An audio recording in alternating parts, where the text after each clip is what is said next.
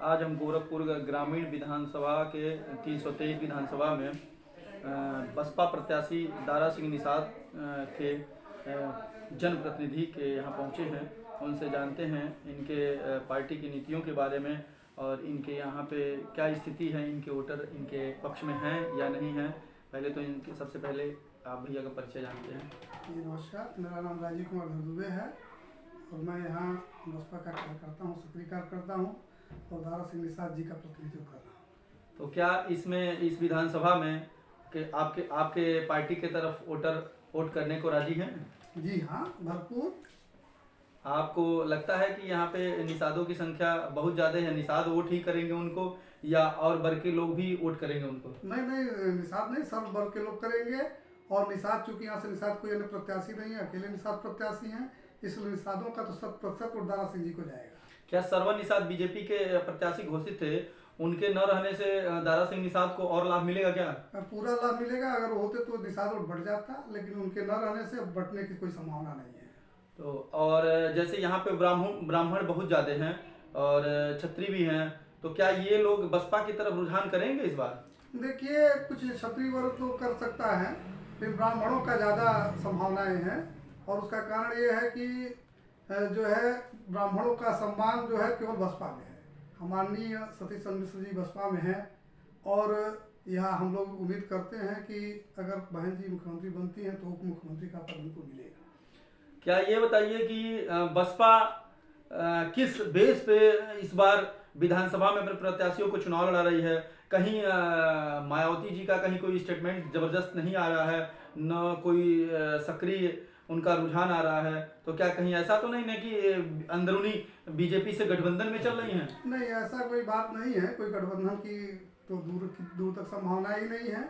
और मूल कारण यह है कि देखिए, चिल्लाने से बेहतर काम करना है, धरातल पे जाके काम करना है। हमारे कार्यकर्ता धरातल पे काम करते हैं, कहीं जाके हल्ला नहीं मचाते और इसलिए संभावनाएं बढ़ रही हैं। और हमारा वोट इसलिए बढ़ रहा है कि पिछले 10 साल जनता त्रस्त है।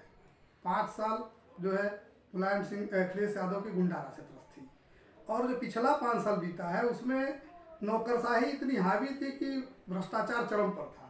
कहीं भी बिना पैसे का कोई सुनवाई नहीं, थानों पे सुनवाई नहीं, किसी अधिकारी के वहाँ सुनवाई नहीं, मतलब बिना पैसे कुछ हो ही नहीं सकता है। तो जनता इस चीज़ों को देख रही है और पिछले 10 साल के पहले बहन जी की जो शासन था उसको देखा है जनता ने और बहुत बढ़िया शासन था। न तो गुंडागर्दी थी, न प्रशासनिक भ्रष्टाचार था। इन सब चीज़ों को देखते हुए जनता का मन और रुझान बसपा की तरफ। बसपा का रिजर्व वोटर जो एससी के लोग थे वो तो किसी अदर पार्टी में जाने के लिए तैयार है, इस बार बसपा के तरफ लग रहा है कि न जाएं, क्या ऐसा आपको प्रतीत हो रहा है? नहीं, ऐसा नहीं है। दरअसल देखिए, जो भी आप देखते हैं, जो चीज़ दिखाई देता है वो वास्तव में वो चीज़ नहीं होता है। क्योंकि जहाँ भी आज किसी चैनल का या कोई भी आता है तो वहाँ सपा और भाजपा कार्यकर्ता जुट जाते हैं, बसपा का कार्यकर्ता कभी जाता ही नहीं है। तो उसकी चीज़ों को आप कैसे जान सकते हैं? अभी आप एक प्रत्याशी के जनप्रतिनिधि हैं, तो क्या अभी आपकी पार्टी कोई घोषणा पत्र जारी की या नहीं की? नहीं, अभी तक तो कोई घोषणा पत्र जारी नहीं हुआ है। अब भविष्य में हो सकता है जारी हो जाए, लेकिन हमारा काम है सर्वजन हिताय सर्वजन सुखाय। ये हमारा पुराना नारा है हमारी पार्टी का और सर्व वर्ग सभी का लाभ के लिए काम करने की हमारी प्रतिबद्धता है। क्या ये वर्तमान सरकार से यहाँ पे ग्रामीण विधानसभा में विकास भी तो बहुत ज़्यादा हुआ है, क्या उसके बारे में कुछ आपको कहना है? विकास तो बहुत ज़्यादा दिखाई दे रहा है ग्रामीण विधानसभा में। अब विकास तो आपको शहर के किनारे दिखा होगा, गांव में नहीं आपने देखा होगा। और जो गांव में शहरों के किनारे जो विकास देख रहे हैं या पिछले जो है 2-3 महीने के अंदर किया गया है। आखिर 5 साल तक कहाँ थे? आज चुनाव आ गया है तो काम करवा रहे हैं, काम दिखा रहे हैं सिर्फ वोट के लिए, फिर उसके बाद 5 साल गायब रहेंगे। जो हो गया हो गया। नहीं, ग्रामीण विधानसभा बहुत लंबा है, ग्रामीण विधानसभा बहुत महत्वपूर्ण विधानसभा है, ये शहर से सटा हुआ है, आधा शहर ही है इसमें। तो ये बताइए, ग्रामीण क्षेत्रों में तो इधर आगे तरफ चल के बहुत ज़्यादा विकास हुआ है। अब पंचायतों का जो विकास हुआ पंचायत के माध्यम से, विधायक निधि से कितना विकास हुआ है? विधायक निधि या सांसद निधि से तो कोई विकास नहीं है, बहुत मामूली विकास है। क्या आपके भी बरसात में आपका भी मोहल्ला डूबा था क्या? एकदम डूबा हुआ था, पानी लगा था। 3 महीने तक पूरा रास्ता बंद था, रुस्तमपुर से लगाए बड़कों तक आने जाने बड़ी दिक्कत थी। और वो भी जो है किसी तरह से काफ़ी प्रेशर के बाद विधायक जी को ध्यान आया, चुनाव था तो उन्होंने फिर प्रयास किया, नहीं चुनाव होता तो शायद अभी नहीं प्रयास होता। यहाँ की जनता क्या वो बरसात का पानी भूली है या उसको याद करके रखी है? नहीं, वो जनता को याद है, भूलने वाली चीज़ ही नहीं है, क्योंकि 3 महीने रास्ता बंद रहा, घूम घूम के 3 किलोमीटर यहाँ से रुस्तमपुर ढाला है और उसको घूम के जाने में 6 किलोमीटर पड़ता था, तो हमने दूरी डबल तय की है, तो ये कैसे भूल सकते हैं। क्या बरसात में यहाँ पे पंप नहीं लगे हुए थे क्या? पंप दिखाने के लिए लगे थे, हाथी के दांत थे, 2 घंटे 3 घंटे चलाए जाते थे, बाकी टाइम बंद रहते थे, तो पानी निकलेगा कहाँ से। केवल दिखाने के लिए कोई पत्रकार आ गया दिखा देते नहा चल रहा है, बाकी टाइम बंद रहता था। अच्छा, और यहाँ पे और विकास के मुद्दे को देखा जाए तो क्या विकास के मुद्दे पे चुनाव नहीं लड़ेंगे क्या आप? नहीं, विकास हमारी पार्टी तो हमेशा जब भी शासन में ही विकास किया है, हम धर्म आजाद के मुद्दे पर कहाँ लड़ते हैं, तो विकास तो करना ही है, सत्ता है कि विकास करेंगे, उसके पहले भी विकास किया गया है, विकास तो होगा ही। इस सरकार में सारी व्यवस्थाएं बहुत चुस्त दुरुस्त दिखाई दे रही हैं। राशन की व्यवस्था, सम्मान निधि योजना की व्यवस्था, किसानों को खाद बीज की सारी व्यवस्थाएं बहुत शानदार तरीके से की जा रही है। क्या इसके बारे में कुछ कहेंगे? अब सम्मान निधि की ही बात कर लीजिए, जिनको मिलना चाहिए उनको तो मिला नहीं, तमाम ऐसे लोग हैं जो पात्र हैं उनको नहीं मिला, क्योंकि इतनी ज़्यादा उन्हें औपचारिकताएं थी, वो गरीब थे वो नहीं कर पाए, उनको नहीं मिला। नहीं, ये आपकी बात काट के मैं कह रहा हूँ कि मैं भी किसान परिवार से हूँ। किसान सम्मान निधि योजना में जिसके पास कम जमीनें हैं उसके लिए भी और जिसके पास ज्यादा जमीनें हैं उसके लिए भी लागू है और उनके खातों में पैसा जा रहा है। क्या ये अच्छा काम नहीं हुआ? नहीं, ये हमारा नहीं कलर नहीं जा रहा है, कम और जमीन कम ज़्यादा की बात नहीं है, तमाम जो गरीब थे जिनके पास ऐसा बेमत नहीं था जो ऑनलाइन वगैरह करा सके, वो रह गए, उनको नहीं मिल पाया। सरकार को अपने स्तर पर सब करवा लेना चाहिए था, उनके जिम्मे नहीं छोड़ना था, तो तमाम लोग वंचित भी रह गए हैं इसमें। आपकी भी पार्टी बहुत दिनों तक सरकार बना के थी, उत्तर प्रदेश में कई बार मुख्यमंत्री आपकी नेता थी, तो क्या ऐसे मुद्दों पे उनके मन में कभी विचार तो आया नहीं? क्या इसके बारे में कुछ बताइए। अब देखिए, सबसे बड़ी बात है कि किसान सम्मान निधि की अगर बात आप कर रहे हैं तो ये राज्य सरकार की योजना नहीं है, केंद्र सरकार की योजना है, और राज्य सरकार के पास संसाधन सीमित हैं, वो उन्हीं सीमित संसाधनों में ही व्यवस्था बनाती है।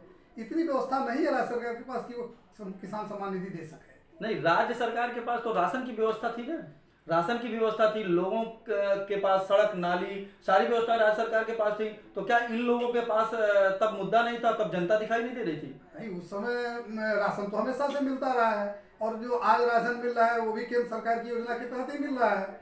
जो योजनाएं उस समय थी राज्य सरकार में जो मिलता था, और जहाँ तक सड़क और नाली की बात करते हैं तो मेरे ही गाँव में 2-2 आरसीसी सड़क जो है बसपा के सरकार में बना है। यहाँ पे पूरे भारत में शौचालय बनवाया गया है केंद्र सरकार के माध्यम से, बहुत बेहतरीन काम हुआ है। देखा जाए तो घर घर शौचालय की व्यवस्था केंद्र सरकार राज्य सरकार दोनों मिलकर की है, तो क्या ये अच्छा काम नहीं हुआ? बहुत बढ़िया काम हुआ, लेकिन अगर हमारी पार्टी की सरकार होती और मिलता तो होता। ऐसा थोड़ी है कि भारतवर्ष में जहाँ जहाँ बीजेपी की सरकार वही ये सब बने हैं, जहाँ अन्य पार्टियों की सरकारें हैं वहाँ भी बना है। आपकी सरकारें, लोग कहते हैं कि आपकी सरकार जब बनती है तो वो भी बहुत बड़ा जातिवाद करती है, तो इस बार भी अगर सरकार बनेगी तो जातिवाद पे उतारू तो नहीं होगी? नहीं, ऐसा कुछ नहीं है, कभी जातिवाद नहीं किया गया है। बहन जी के शासन में सरकारी नौकरियों में सबको सही अनुपात में मिला है, कहीं ऐसा नहीं है कि एससी को ज़्यादा मिला है जनरल को नहीं मिला, सबको मिला है, जो जिसका अनुपात उसी में मिला है। किसी के साथ कोई जातिवाद नहीं की गई, किसी भी सरकारी योजना का लाभ देने में जातिवाद नहीं किया गया है, होगा। गोरखपुर जिले में आपके कई सीटें हैं, क्या इन सीटों पे आपके और भी प्रत्याशी जीत रहे हैं? हाँ, हमारे पार्टी से देखिए चिल्लूपर विधानसभा हम लोग निकाल रहे हैं, क्योंकि पिछली बार 2 बार से लगातार जीत रहे हैं। गोरखपुर ग्रामीण निकाल रहे हैं, हम चौरी चौरा भी जीत रहे हैं। नहीं, चिल्लूपार में जीत रहे थे तो वहाँ पे एक हस्ती चुनाव लड़ती है जो कि ये पूरे पूर्वांचल नहीं पूरे उत्तर प्रदेश में मशहूर है, वो विनय शंकर तिवारी, तो वो अपने फेस पे जीते थे, न कि आपकी पार्टी पे कहने में आ रहा है। तो क्या लग रहा है कि इस बार आपका प्रत्याशी मजबूत है वहाँ? विनय शंकर तिवारी एक ब्राह्मण है, और हम पूछते हैं कि वो कितने ब्राह्मणों का वोट ले जाते हैं। अगर पूरे ब्राह्मणों का वोट उन्हीं को मिला तो फिर उनको तो काफ़ी मतों से जीतना चाहिए, क्यों 2000 से जीत रहे हैं? ऐसा नहीं है, उनको ब्राह्मणों का कुछ वोट मिला है, लेकिन जो बसपा का वोटर था उसमें उनको जुड़ने के बाद ही वो जीत पाए हैं, और इस बार वो गए हुए सभा में उनको बसपा का वोटर नहीं सपा का वोटर देगा वोट, 15,000 लेकर जाएंगे तो थोड़ी जीतेंगे। वहाँ हम ही लड़ाई में रहेंगे। जो हमारे आए हुए हैं वहाँ से बसपा के पहलवान सिंह, वह भी अपनी जात बिरादरी का वोट लेकर आएंगे, तो फिर जीत तो हमारी ही वहाँ होनी है। और हम खजनी भी जीत रहे हैं, क्योंकि सत्य प्रसाद से लोग प्रसन्न नहीं थे, और वहाँ भी खजनी भी हम जीत रहे हैं। चलिए, इनके कहने के हिसाब से इनकी गोरखपुर में सारी सीटों पे विजय घोषित कर रही है बसपा। लेकिन चलिए देखते हैं, अब तो चुनाव आने के बाद ही, वोट पड़ने के बाद ही पता लगेगा। 10 मार्च को पता लगेगा कि किसकी कितनी सीटें निकल रही हैं। आगे किसी और शख्स से भी रूबरू होते हैं। मेट्रो न्यूज इंडिया से पंचानन पांडे गुड्डू।